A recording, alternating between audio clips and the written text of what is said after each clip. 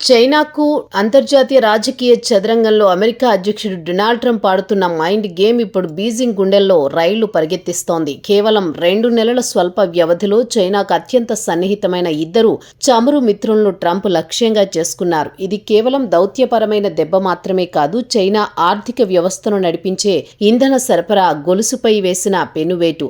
జనవరిలో వెనజువెలా అధ్యక్షుడు Nicholas మదురోను America తాను అదుపులోకి తీసుకోవడం ఒక సంచలనమైతే, ఫిబ్రవరి చివరిలో Iran supreme leader Ali Khamenei మరణం చైనాను కోలుకోలేని దెబ్బ కొట్టింది. దక్షిణ అమెరికాలో ఒకరు, మధ్యప్రాచ్యంలో మరొకరు, చైనాకు వెన్నెముకలా నిలిచే ఇద్దరు భాగస్వాములను కోల్పోవడంతో డ్రాగన్ దేశం ఇప్పుడు దిక్కుతోచని స్థితిలో పడింది. చైనాకు అందే ముడి చమురులో దాదాపు 15% ఈ రెండు దేశాల నుంచే వస్తుంది. డేటా అనలిటిక్స్ సంస్థ క్లెర్ ప్రకారం వెనిజువెలా ఎగుమతి చేసే చమురులో సగానికి పైగా, ఇరాన్ పంపే చమురులో దాదాపు మొత్తం చైనాకే చేరుతుంది. ఇప్పుడు ఈ సరఫరా మార్గాలన్నీ అమెరికా కబంధ హస్తాల్లోకి వెళ్లడంతో బీజింగ్ ఇంధన ఆకలిని తీర్చే మార్గం మూసుకుపోయింది. Tortoise capital portfolio manager Rob Thummel విశ్లేషణ ప్రకారం ఈ సంక్షోభంలో చైనా ప్రధాన బాధితురాలు. చైనా తన అవసరాలకు సరిపడా చమురును ఉత్పత్తి చేసుకోలేదు. ధరలు పెరిగితే ఆర్థిక వృద్ధి తగ్గుతుంది, కానీ అసలు చమురు సరఫరానే నిలిచిపోతే ఆ దేశ యంత్రాంగం మొత్తం ఆగిపోతుంది